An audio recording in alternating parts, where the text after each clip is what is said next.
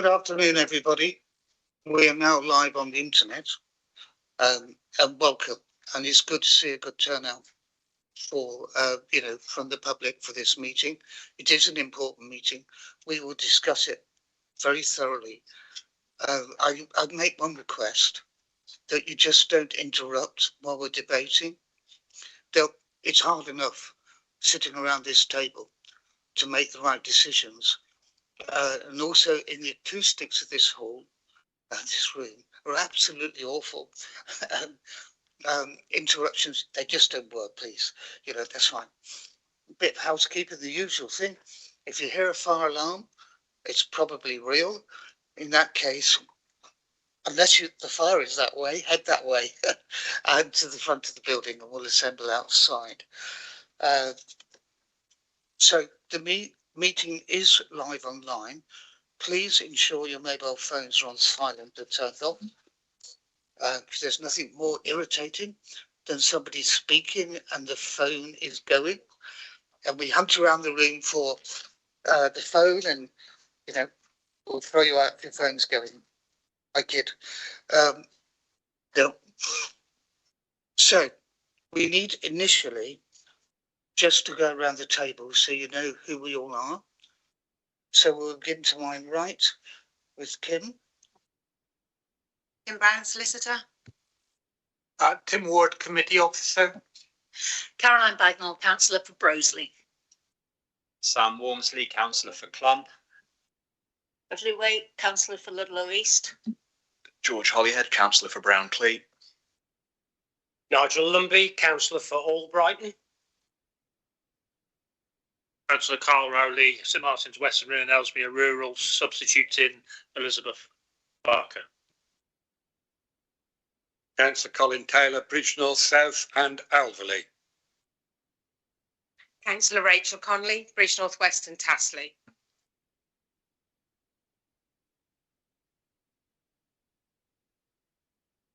Nick Ignatz, councillor for Ray Valley. Lynn Parker, principal planning officer. Tabitha Lith, planning and development services manager. Andy Boddington, councillor for Ludlow North. So thank you very much for that. Do we have apologies for absence for this meeting?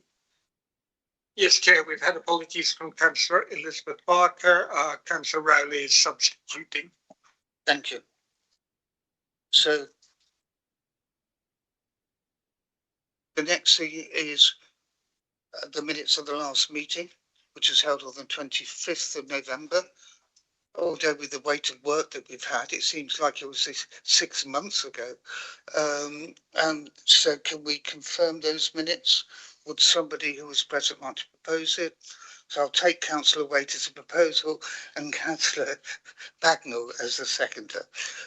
Just to show our hands on that for formality, guys. Thank you very much. So those, we have no public questions, so that's quite quickly dealt with. We don't have any disclosable pecuniary interests as such, but Nigel Lumley, Councillor Nigel Lumley. Yes, thank you, Chair. Agenda item 5, I'm the ward councillor, so I'll speak and then stand at the back of the room. Yep. Excellent. Right. So let's get down to the business, which is what we're all here for, which is all Brighton. The development at Patshall Road. And many of you will have seen us waiting from the bus as we did it all this morning, and we've been there, and it's over to Lynn Parker to introduce the application. Thank you. Good afternoon. Before the start of the presentation, can I draw members' attention to the Shropshire Council 5-year housing land supply position update published by Planning Policy, included in the additional representations document. This follows the Tilstock appeal decision of the 9th of December and sets out the Council's current position in that the lower 3.81 year housing land supply figure should be considered in the planning balance when reaching a decision on planning applications. In this respect, I have also provided an update on the additional representations document, which I'll read now for clarity.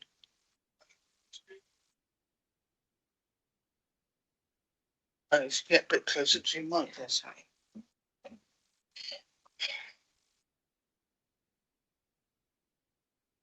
Is that better? I don't know if I can make it any louder. Yeah. Okay. There are revisions to the planning balance presented in the committee report, where paragraph 6.4.6 attributes considerable weight to the proposal's benefits put forward by the applicant, including policy compliant affordable housing and built environment gains. This weight was applied taking into account the council's lack of 5-year housing land supply at 4.46 years, and the contribution of the proposed development to the government's aims of boosting the supply of housing as set out in the NPPF. Following the Tilstock appeal decision and the conclusions of the inspector that at the 31st of March 2024 there was a 3.81 year housing land supply existing in Shropshire, it is considered sensible to apply a precautionary approach when considering planning balance and factor in this lower figure. Therefore, significant weight is now given to the benefits in favour of the proposed development. However, as noted in paragraph 6.4.6, the increase in the weight afforded as a result of this change would not alter the overall planning balance. In conclusion, there remains one benefit of the proposed development which has been ascribed significant rather than considerable weight. This is not considered to outweigh the substantial weight assigned to the 2 harms resulting from the proposed development, and which are reflected in the recommended reasons for refusal. As stated in the committee report at paragraph 6.4.9, for the proposed development, the negative impacts arising from its unsuitable location conflict both with development plan policies and with the policies in the NPPF taken as a whole, resulting in harms which significantly and demonstrably outweigh the benefits and do not meet the requirements of the tilted balance of paragraph 11D of the NPPF. Therefore, the overall planning balance still lies significantly with refusing the scheme, as the presumption in favour of sustainable development does not apply and the principle of the proposed development is unacceptable. Okay, we can now go on to the presentation. This is an outline planning application with all matters reserved with the exception of access. Access is included in detail in the form of 2 new junctions on the A464 to create an east-west spine road through the site, and with a 3rd access linking into the spine road from Crossroad. It is proposed to provide up to 800 dwellings of mixed type and tenure with associated open space, landscaping, a play area, a care home, local centre and secondary school. An indicative layout has been submitted in this respect, together with a comprehensive suite of supporting documents. The 48-hectare site is located to the south side of Albrighton, is agricultural land and falls wholly within the green belt. On its west side, see if I can move that. On its west side, the site covers the triangular space between Cross Road and Patsell Road, with the exclusion of existing dwellings at the Sheeling, Lee Farm and Lee House. The eastern half of the site spans the gap between Patsell Road and Newhouse Lane, with the omission of the land around Lee Hall, and it extends to the east of the dwelling at Stonehouse across Newhouse Lane to allow for one of the proposed new access points and the southeast end of the spine road. The inset in the top right-hand corner indicates the proposed site as a solid red shape in the wider context. The Shropshire boundary with South Staffordshire is roughly denoted by the purple line.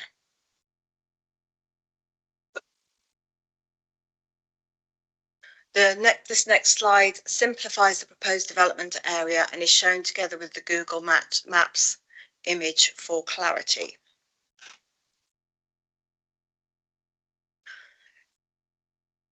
This image is included to show the extent of the West Midlands green belt in between Wolverhampton and Telford.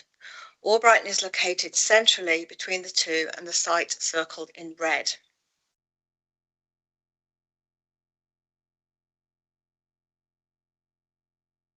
Here we have a large-scale image showing how the green belt wraps around Albrighton, the green belt being the hatched area, together with an inset reminder of the site boundary for the proposed development.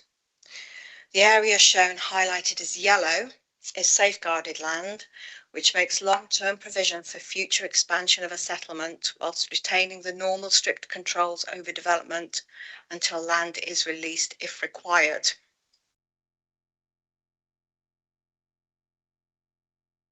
Grey belt.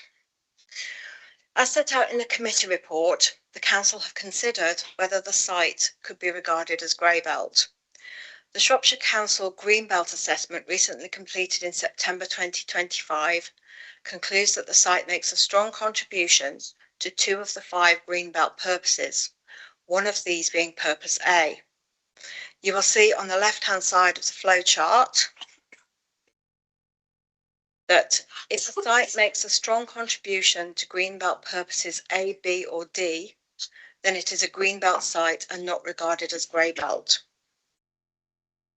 You'll also note from the flowchart that if a site fulfills one or more of those 3 initial considerations, so that it is regarded as grey belt, there are further tests to ascertain if a proposed development on grey belt land could be supported.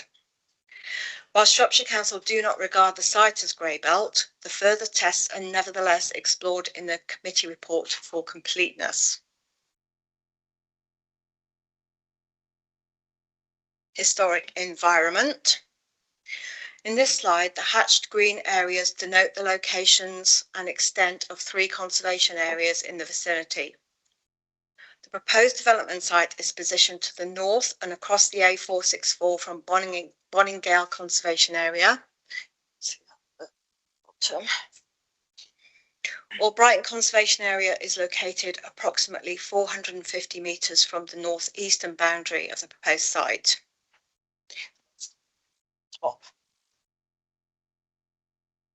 The red houses relate to listed buildings. The development is proposed around the northern and eastern sides of Grade 2 listed Lee Hall and Barns, which are themselves located at a southern corner of the site. Just point that out, absolutely sure. Here.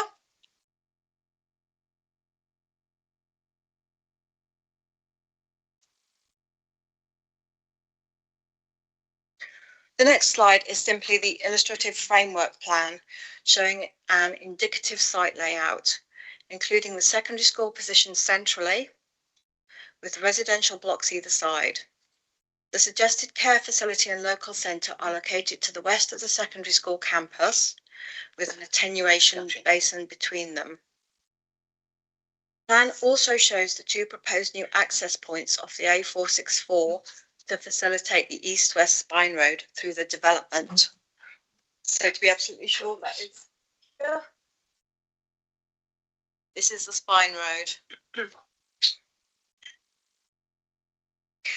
The western junction is proposed as a 3-arm roundabout and the eastern a right-hand turn Ghost Island priority junction. The next 2 slides show details of these junctions.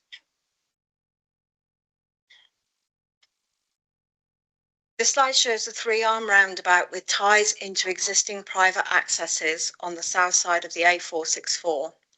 The dotted line indicates the proposed spine road, and then indicated above the roundabout is the stopping up of vehicular access on Cross Road with curbing and bollards and turning heads either side for a 12-metre rigid truck.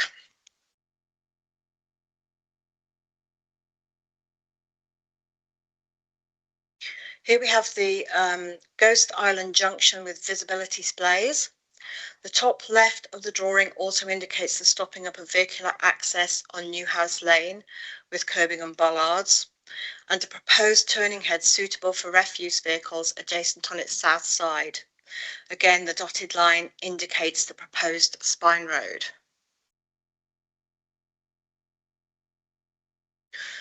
The third access is proposed to extend in a north-south direction from Cross Road to the Spine Road, also allowing for ties into existing private accesses on the northwest side of Cross Road.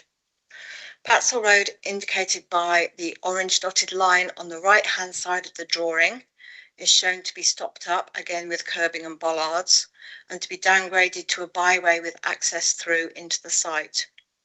There are other detailed drawings provided with the application which set out further internal highway works, including stopping off Patzel Road where the proposed Spine Road crosses it, the stopping up of Newhouse Lane north of the Spine Road, and off-site pedestrian improvements within Albrighton High Street and on Cross Road opposite Newhouse Lane. Next, I have included the proposed site access strategy overview drawing for fullness. Two access points from the A464. Third access coming down from Cross Lane to meet a Spine Road.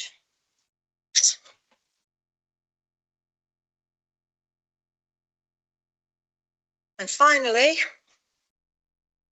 for information, here are some rough as the crow flies distances in metres from two residential locations denoted by the red and blue points on the map to Albrighton train station, medical practice, two primary schools and the town centre where the High Street meets Cross Road.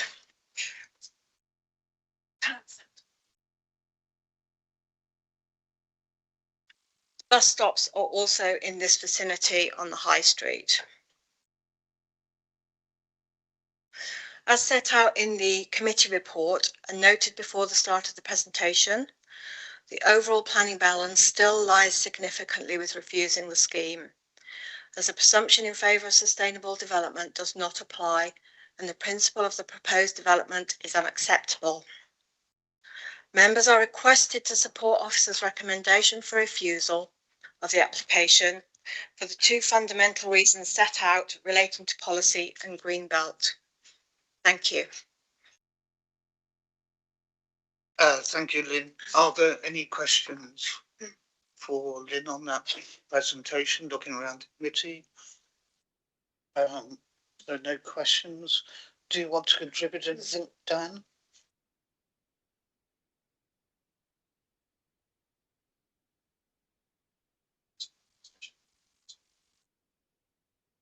Thank you. Okay, then we move to the list of speakers. We have 5 speakers and we begin with Millie Dodd.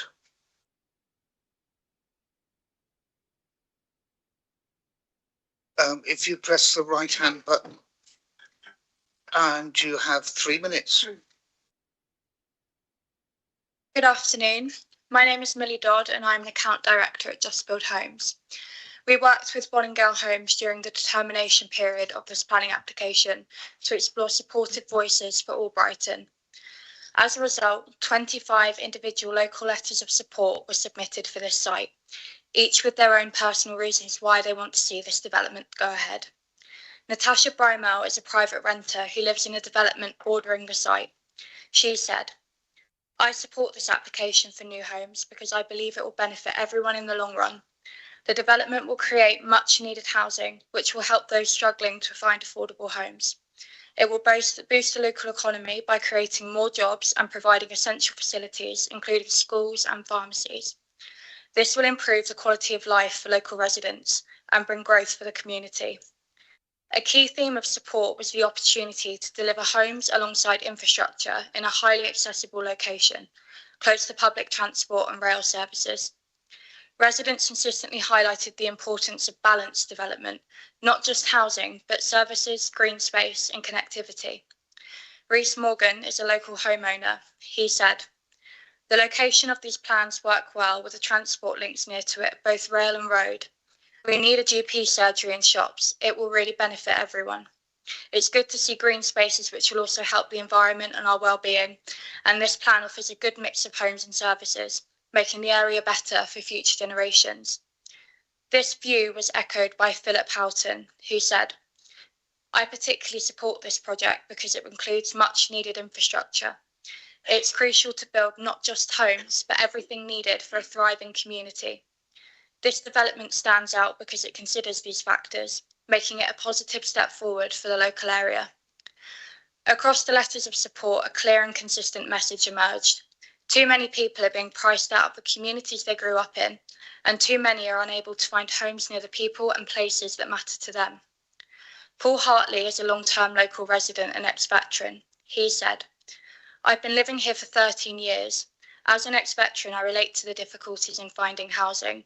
When I came back, I couldn't get a place near my parents, but they helped me here, and I'm grateful for the place I now have.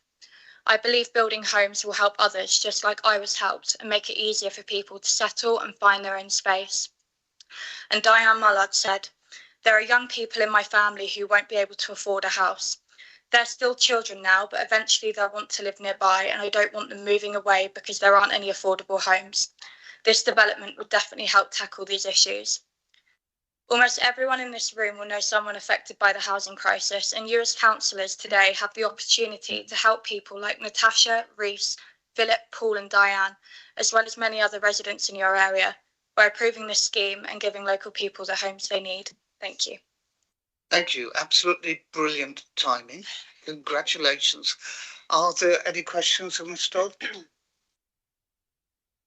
No questions. So thank you. Thank you very much for coming. Next up, we have Matt Lakin from the Albrighton Development Action Group. Welcome, Matt.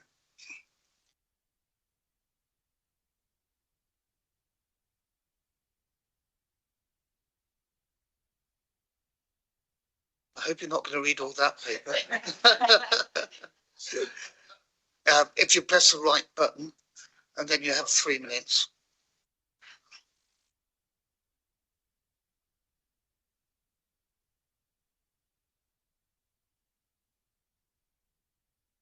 Matt Lakin, Albrighton Development Action Group. Our campaign started when these Greenbelt Grab proposals were announced in February 2024. 22 months later, and we've had a new government, a new NPPF, new housing targets and new grey belt rules. Yet these proposals are still patently wrong for Albrighton. Wrong place, wrong scale and unsustainable. We represent the people of Albrighton in overwhelming opposition to this overdevelopment. Nearly 4,000 signed our petition and over 1,100 official objections, and donations have helped us instruct Irwin Mitchell lawyers, ET Planning and Serda Planning. Albrighton supports sustainable housing, and we have over 770 homes planned or ongoing, and we understand what Albrighton can cope with and it needs. And our objections to this are material and extensive. So, conflict with SAMDEV and NPPS policy, impacts that outweigh the benefits. It's not green belt. It's not grey belt. High green belt harm and special circumstances that don't outweigh the harm. It's not grey belt and all 3 green belt purposes and footnote 7. The wrong scale, 40% increase in population. The wrong side of Albrighton for the M54, Cosford and the train station, a 30-minute walk away. 3 roads closed, forcing traffic through the new housing estate and using old bottleneck lanes. Heritage harm to Bonningall's conservation area and the Grain 2 listed buildings. Destruction of award-winning best and most versatile farmland. And adverse impacts on our primary schools, our GP surgery and Idsall Secondary School, and then unviable proposals for amenities such as a secondary school, local centre and care home. Upgrades needed to Albrighton's whole drainage network and the sewerage works. Flooding concerns, harm to neighbouring homes, openness and rural character, ecology surveys outstanding. The B&G calculation undervalues the existing award-winning biodiversity and a track record of not delivering at Millfield with complaints and dissatisfaction. So in summary, this is the wrong scale, the wrong location, unsustainable and inappropriate, with unprecedented public opposition, all on top of Albrighton's existing housing plans. Please don't be swayed by Bonningall Homes' appeal threats to you all. Don't allow this speculative, profit-led, unsustainable development that will cause irreversible harm for future generations. This is your opportunity to unanimously refuse and send the strongest possible message that they've got this wrong.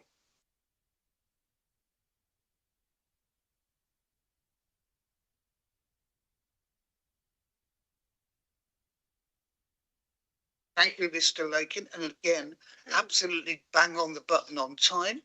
Congratulations. You know, at this rate, we'll be home before Christmas. Thanks, Ben.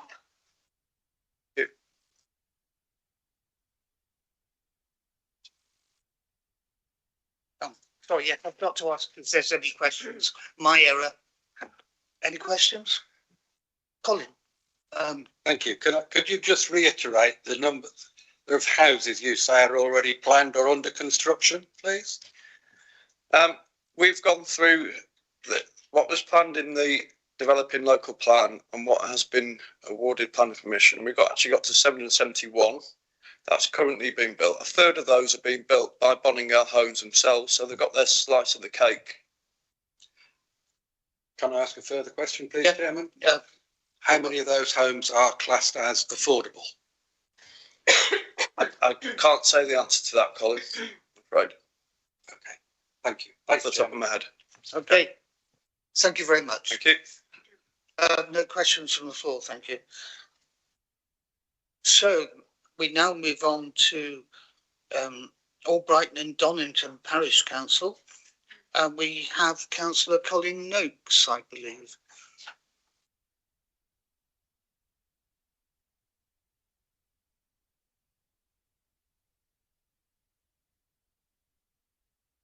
Welcome, Councillor Noakes. You've got 3 minutes. My name is Councillor Colin Noakes. I'm here today representing Albrighton and Donington Parish Council. The Parish Council strongly objects to this proposal. I don't have the time here to go through why this proposal is contrary to current policy in the local plan. However, this is adequately set out in the officer's report, and I fully endorse the comments contained in that report and its recommendation. In my 20 years living in Albrighton, there hasn't been a single project that has so united the residents and their condemnation of this proposal. Through packed public and parish meetings, the residents have shown complete disdain for this proposal. What was the public consultation if the residents' voices are not heard? This is not NIMBYism by the residents of Albrighton. There are already 770 already built or planned new houses in Albrighton. These must be given the chance to integrate before more housing is granted. The proposed site is prime greenbelt and productive farmland that makes a strong contribution to the semi-rural character of Albrighton. This development will seriously diminish Albrighton's semi-rural character and negatively affect residents' well-being. Local roads will become heavily congested as new residents and users of the site's facilities go through the centre to access the train stations or the M54. Creating a new sub-centre will subdivide Albrighton, having a seriously detrimental effect on the existing local businesses. Parish Council are starting to work on a new neighbourhood plan and will be working with residents to shape the future of Albrighton. We will be looking at more sustainable development sites and housing numbers to ensure a balance struck between further expansion without detrimental to local amenities and the unique character. I ask that you give them the chance to shape the places where they live. The developer has publicly said that the council should be wary of the cost of going to appeal should the decision be refused today. I say this council can't afford not to go to appeal on this application.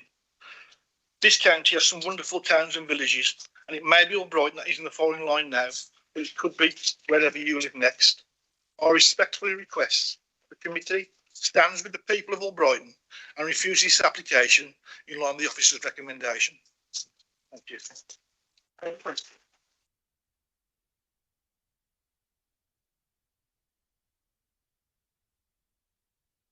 Thank you, Councillor Noakes. Any questions for Councillor Noakes? No. Thank you. Thank you. Thank you very much. Now we come to the local member, Councillor Nigel Lumbey, who, because he's a local member, actually gets 5 minutes. And no vote. Members, a lot to read, a lot to think about, but the important thing is Greenbelt and not in any plan. I'll keep it to crucial themes. 800 houses on the edge of Albrighton, sticking out into the Greenbelt. It's incongruous and would invite future infilling. The applicant owns the land, so it's where they want it. You might be thinking that Shropshire needs these homes to comply with government targets, but as a member of the planning committee, you should think, is the application right and is it in the right place? You may consider this just a NIMBY, second time, issue for Albrighton. Albrighton has agreed, and this is the third time mentioned, in excess of 750 new homes to be built via Sandev and the withdrawn draft local plan. A just manageable increase. Lots now with planning permission or safeguarded for the future. Greenbelt. It's there to protect open countryside. This is about developers choosing where they want to put large housing developments and not the council.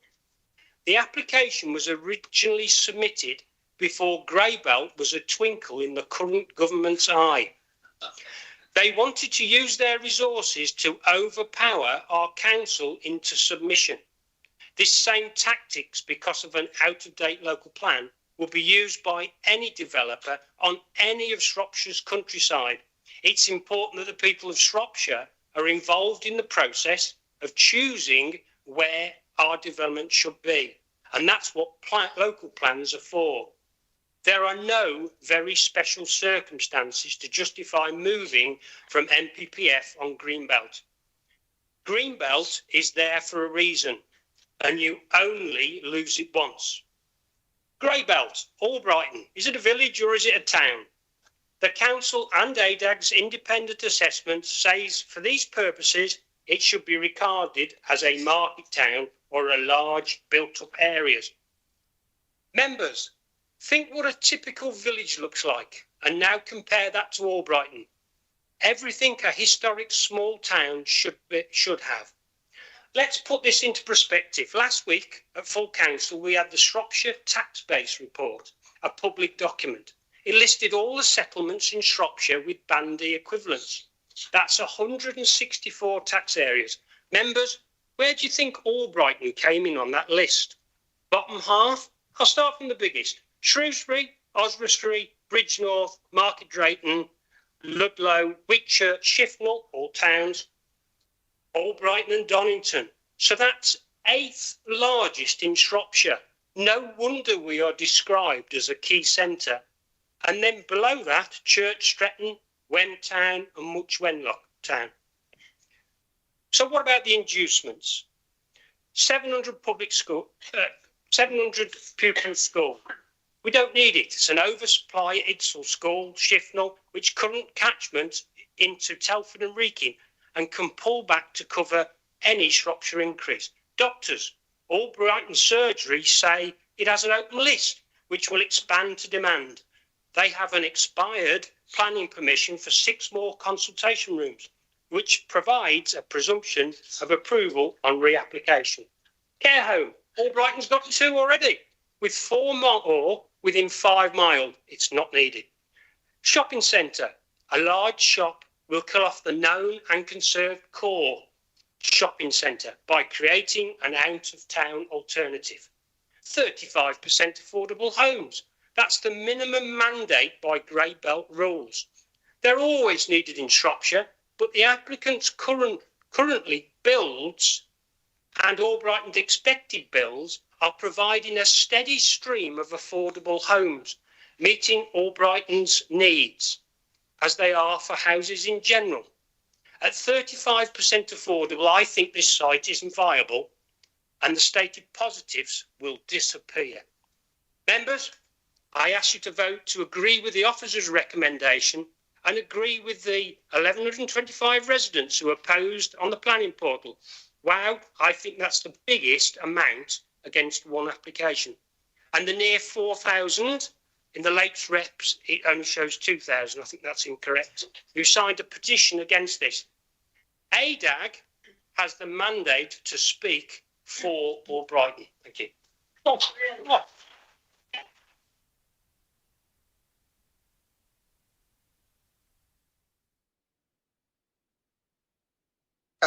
Councillor Lovely has left the table, so he can go to the back and lie down. Fine. So we have a final speaker, which is the agent, which is Megan Wilson. Welcome, Megan.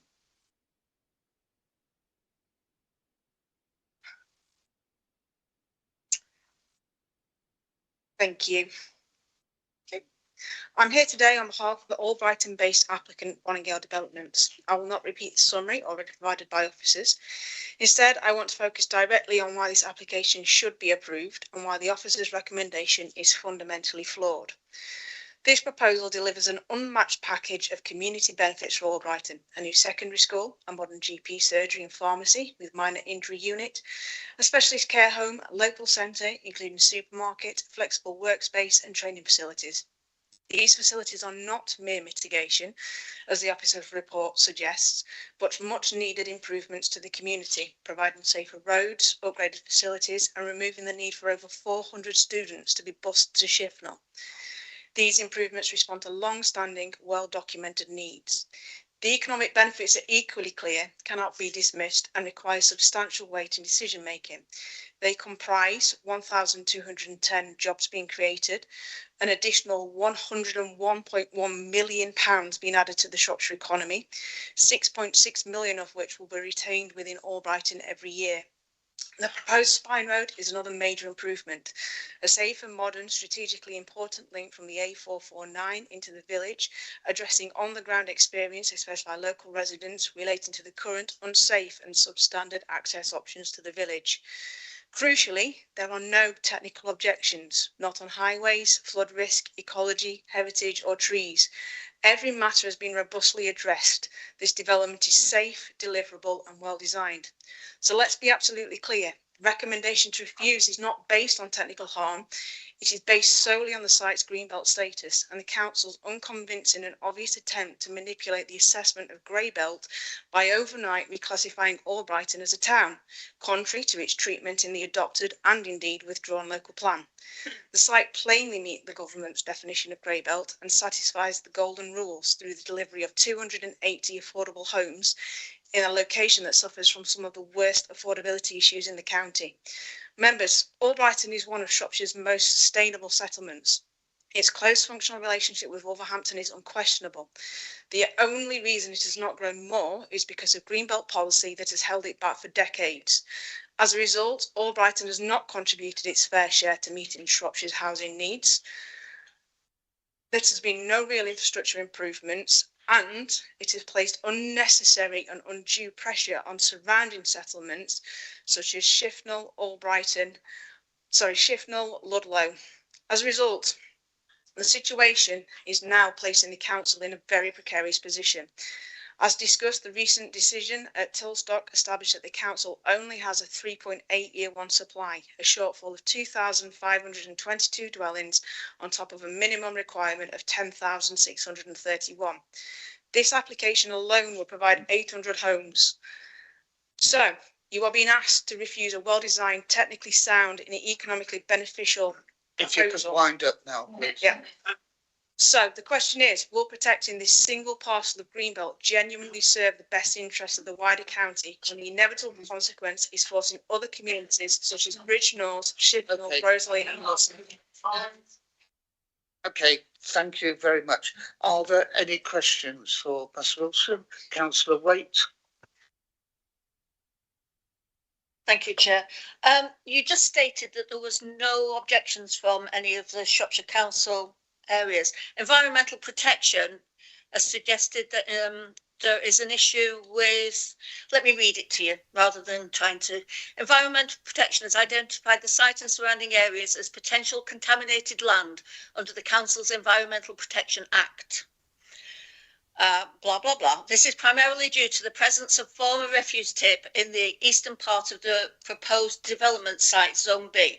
The submitted Phase 1 geotechnical and geo-environmental site investigation Albrighton South is only a desk study and recommends that the phase 2 intrusive investigation is undertaken to include a programme of gas monitoring.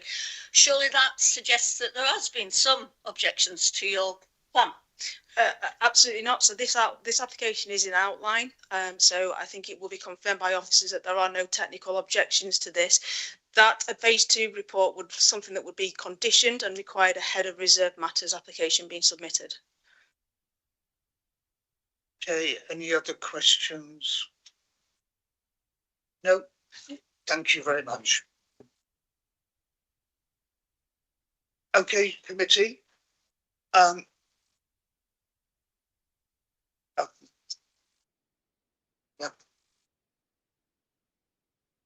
afraid the floor in this building creaks like mad. It's not Tim, it's not his fault. No. Okay, we've got quite a difficult discussion to have, I think.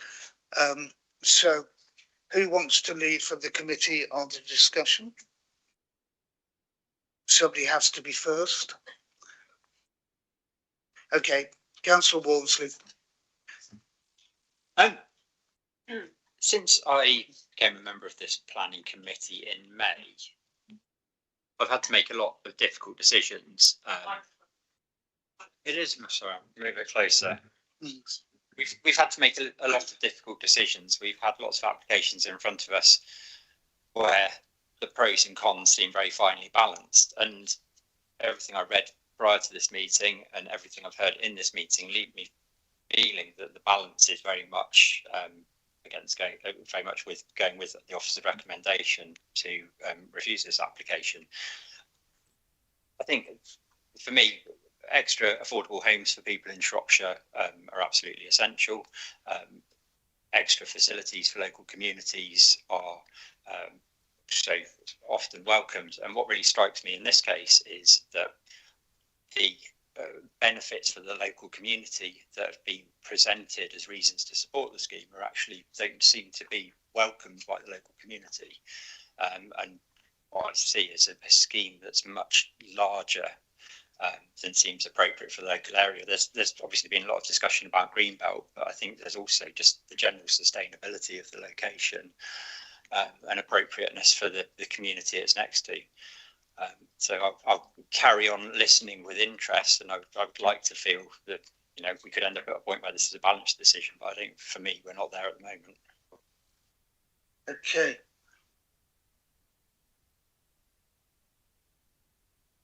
Councillor Hicknett.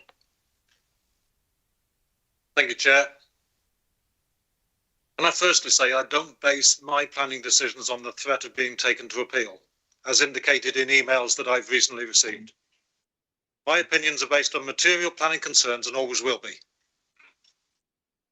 For me, one of the concerns in this seems to be whether it's green belt or grey belt. According to the agent, it is definitely grey belt. It's a 48-hectare site and is said in the report to be wholly within the green belt.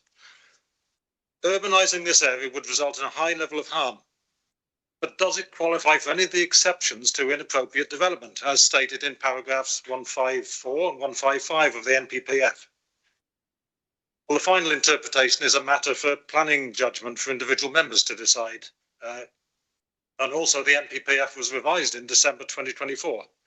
So paragraph 154 says new buildings in the Greenbelt should be regarded as inappropriate unless they qualify for exceptions.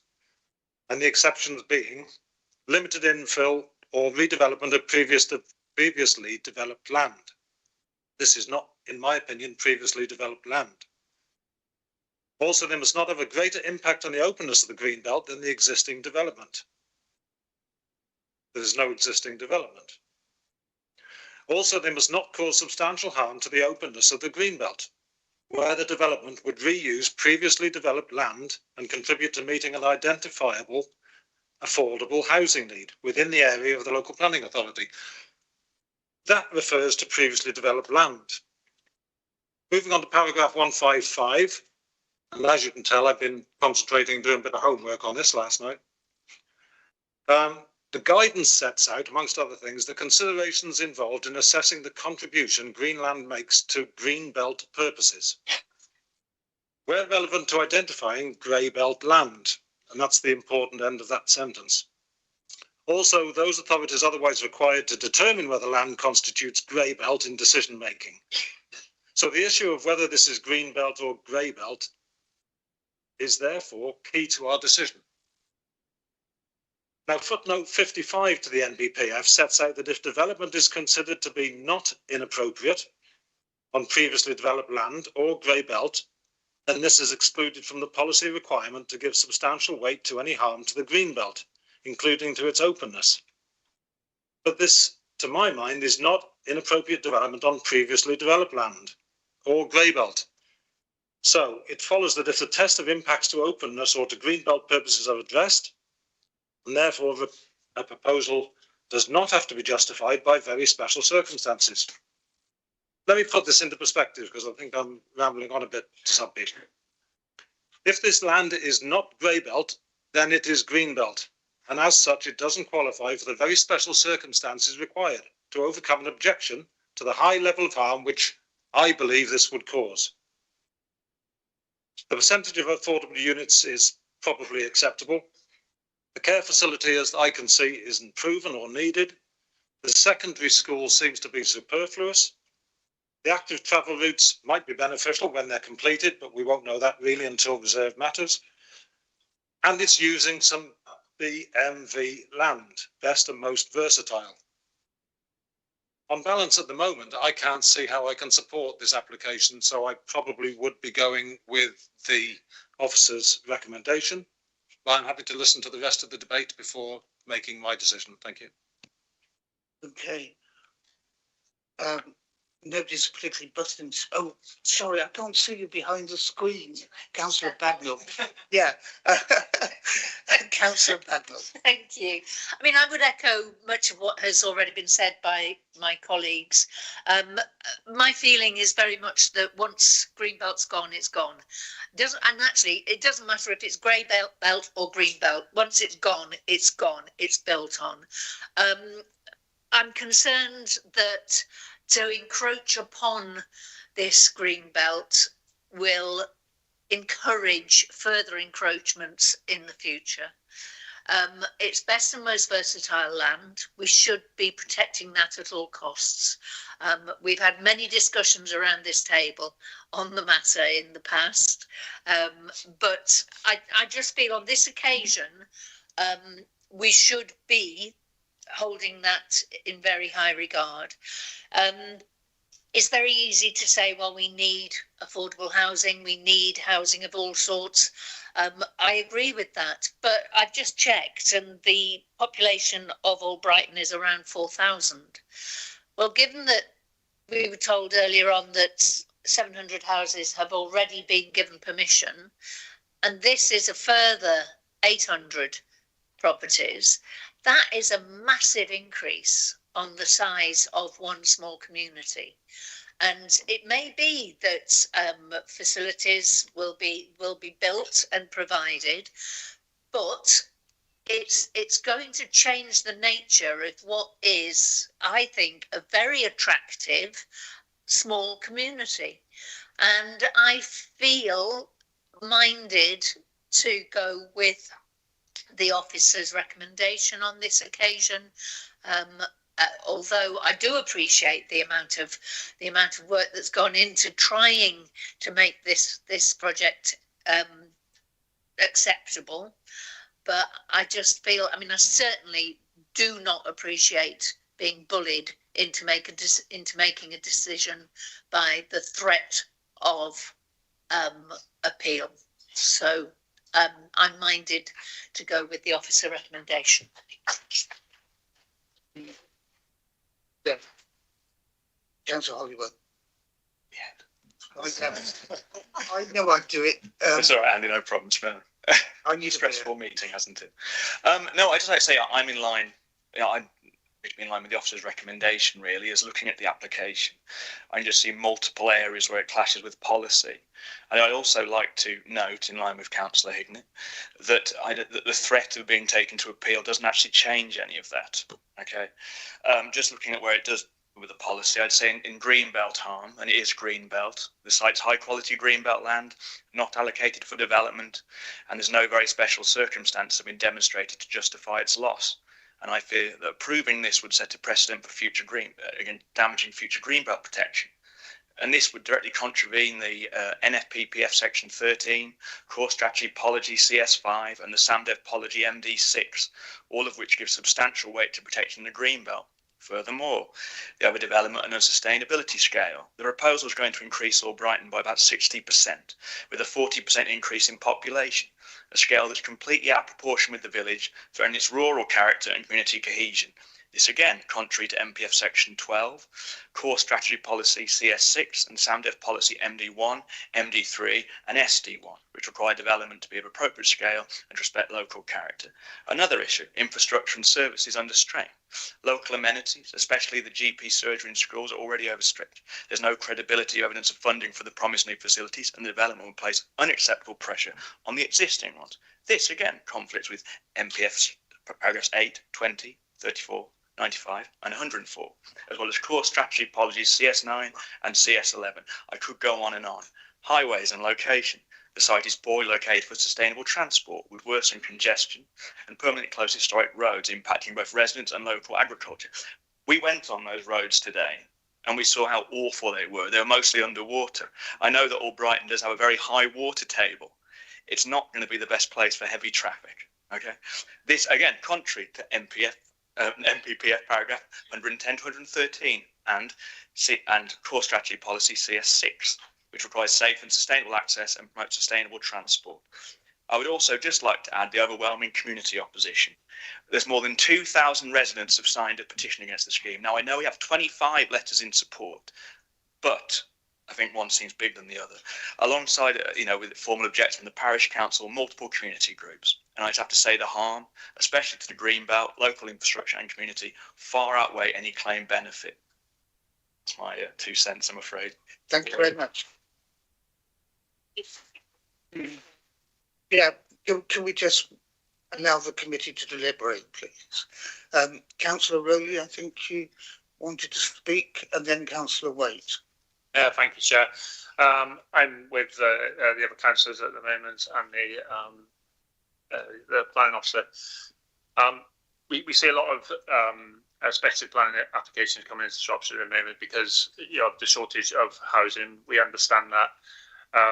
The representative for the parish council, made it quite clear they understand that there's a requirement for housing. We get that. However, this is just absolutely outrageous and disgraceful, if you ask me. Some of the stuff that I've seen in the papers are effectively trying to blackmail the council into going to appeal. The agent mentioned that they believe it's Greybelt land. The agent developer, they don't get that choice. It's not up to them to decide what the land is. The local planning authority, they decide what the land is, and at the moment this is categorised as Greenbelt land. This is not up for grabs. We need to keep hold of that land. So from where I am, I'm 100% with the plan officer's recommendations. Okay, thank you. Now, please, can we just get on with the business? Councillor Waite.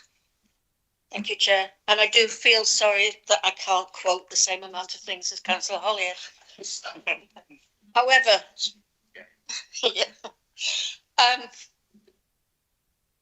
the proposed development is clearly out of character with the established urban form of Albrighton. Its design and scale of the plan could erode the visual continuity and community spirit of the people already living there. The noise and disturbance, while this plan is being put together and the building work, will affect people detrimentally. And I can't see that how we could agree to have something done to them like this. The infrastructure, as was already said, we drove about on those roads this morning. They were underwater. The damage to the environment, the damage to the wildlife, the damage to the people living there, I'm completely, unless something suddenly happens, I'm completely with the officers on this. And I also do not like the concept of being threatened that we will go to appeal if we do not agree with what they want us to do. Thank you, Councillor Rick. Councillor Taylor. Thank you, Chairman. Bit of a difficulty when you're coming late in the system or stream of speakers, not to repeat everything. So I'm not going to go through the whole stream of all the policies and everything like that. The only one thing that I will repeat, I do not like being threatened, and I do that in any shape or form. So to have that delivered to us by email this last weekend with that statement there was beyond it. We have enough to put up with planning. I think with something like, but we're not far short, I don't believe, in total, if we'd have read every single page of 1,000 pages dealing with this application, with all the submissions and everything else that's gone on. So we have quite a task to do to wade through it all. Chairman, with everything being said about it, green belt, grey belt and everything like that, I've seen nothing or heard nothing to justify this on the scale that it is. There's been there's some loose figures sort of put in. They've said, oh, we want affordable housing. Yes, but that is amongst the 700 that's already approved. There is a good amount of affordable housing going in there. It could overwhelm, this application could totally overwhelm Albrighton as it is known and as it stands in every shape or form. The one thing that sticks out to me, Chairman, it is whatever the merits, green belt, grey belt or anything else that's there, it isn't sustainable for all the reasons that have been given through it by officers. So I won't read it. They've already been read out. People will be getting bored, but it is not a sustainable application. We never get bored. I will minded to, well, I will definitely be voting with the officer's recommendation. Councillor Pulley, would you like to?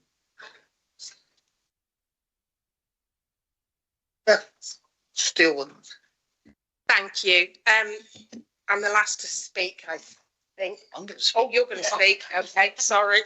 Yeah, this is always very emotive for a lot of people, particularly the residents of Albrighton. People have either grown up there or they moved there because of the area that it is and the nature of whether you call it a village or a town. However, we do have to remember all of us in Shropshire are under pressure to satisfy the housing shortage. And this is going to be coming to many towns and villages around Shropshire for years to come.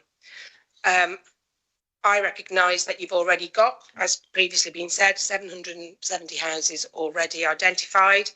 I personally believe this is on the wrong side of Albrighton for a start. You have a train station and good connectivity links to the motorway, and it is not anywhere near that area. But fundamentally, it's Greenbelt. And I am minded to support the officer recommendations. Thank you. Thank you. And I'll be the final councillor speaker before just coming back to officers. I've been quite disturbed, like everybody else, about something we've read and heard. That both the lobbying and I will deal with that procedurally. I've already made approaches, which you'll hear about next year. About we trying to stop that basis because we don't take threats. Very straightforward. You know, what we're looking at is material considerations, not the threats that are made on the front page of the Shropshire Star or are dropped into our emails, which don't go on the planning portal. We're going to make those rules absolutely clear so that it never happens again. On the substantive point about this, I was stunned to hear that because houses aren't being built in Albrighton, it puts pressure on Ludlow. Do you know anything about Ludlow? We're building more than 600 houses at the moment. I mean, Ludlow is a growth area. And obviously, I'm a Ludlow councillor. Yeah, lots of affordable houses too. You know, we are dealing with the issue, and it's nothing to do with Albrighton. We live in a different economic zone, and we're really different. Albright's a town. I'm happy with that definition. It's just the word is slightly legalistic. You call it a large village or a town. I don't really care. But the point is, it looks and feels like a town. You walk down the street, you go in the pub. It feels like a town pub. It has that feel about it. I have no doubt that the land that we're talking about is greenbelt. It has none of the characteristics of greybelt. It's such a jolly good agricultural land that's been farmed very well for many years. I cannot see any way that I can support this application. That, okay, we may have to fight on appeal. We will have to fight on appeal. I mean, we read the Shropshire Star, and we will have to fight on appeal. But, hey, if we fight on appeal, we'll be there and we'll fight it. So I'm just going to give a last chance to officers if they want to make any more comments. Thank you, Chair. I don't think there's anything else that I need to say. Okay, then we'll go to the vote. Dan. Just by way of point of clarification, having looked at the council's latest housing land supply position, it indicates that there's been 216 completions in the town between 2006 and 2024, and there are further 373 commitments at the 31st of March 2024. I believe the figure of 750 that's referred to was the two guidelines from the Sandhead plan and the withdrawn local plan total together. There is a slight overlap between those figures, and obviously the withdrawn local plan has been withdrawn. Nevertheless, there are considerable amounts of commitments within the settlements. Yeah. So just before we go to the vote, actually, I'm going to do proper procedures. I'm going to propose from the chair that we refuse this on the grounds that are in paragraphs 1 and 2 of the officer report. Would somebody second that? Loads of people. I'm just going to take Councillor Bagnall first, as you're there by a millisecond. So we have a proposer and a seconder, and Kim will do the call. Yeah, okay, so if you can indicate whether you're voting for or against the proposal, which is to accept the officer's recommendation. Caroline Bagnall. For. Rachel Connolly. For. Josh Dickin. He's not here. Nick Hignett. For. George Holyhead. For. Carl Rowley. For. Colin Taylor. For. Beverly Waite. For. Sam Walmsley. For. And Andy Boddington. For. Okay, so that's unanimous. Thank you, everyone.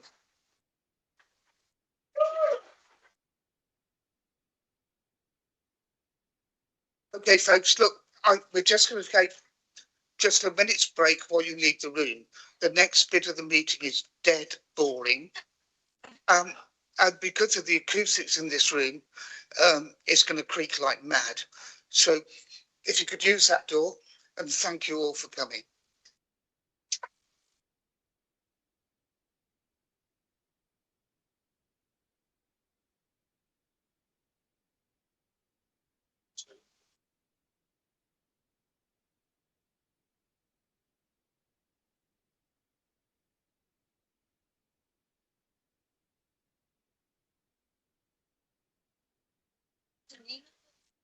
Sorry? Just saw the email. Did they actually threaten you or just?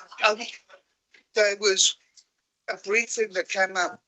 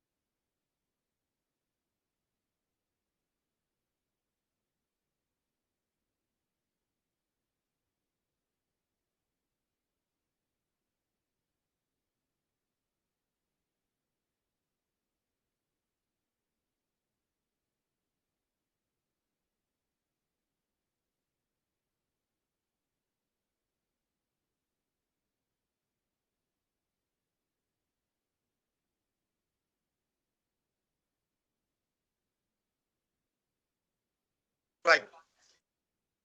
Thank you, councillors. So we've got just a little bit more work to do. There is a schedule of appeals and appeal decisions. That is to note, but you will see that in that Alderbury is coming to a hearing, I believe. We need at some point to discuss how we handle that. But I think we can actually do that if necessary, but I mean, it won't be scheduled for a while.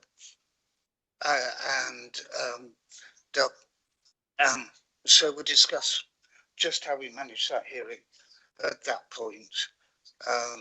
But yeah, that's for you to note. Now, as usual, it's for me to wish you all a happy Christmas, you know, and enjoy New Year. And for goodness sake, don't do any planning. We meet again, all being well, here at 2:00 on the 27th of January. Thank you.